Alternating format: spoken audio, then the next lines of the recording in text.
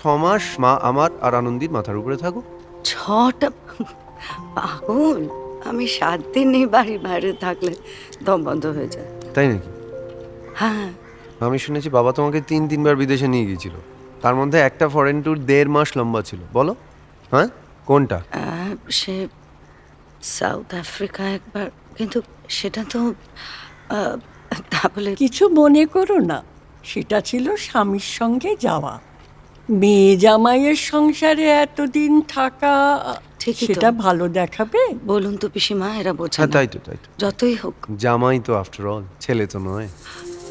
ছি ছি ছি ছি ছি, এরম আমি না না, আর তোমাকে কিছুই বলতে হবে না, তুমি আমাদের সাথে যাচ্ছ, ব্যাস, এটা ফাইনাল। কি ফাইনাল? বাড়াবাড়ি করিস না, আমাকে ভাবতে দে। এত কি ভাবার আছে বলো তো?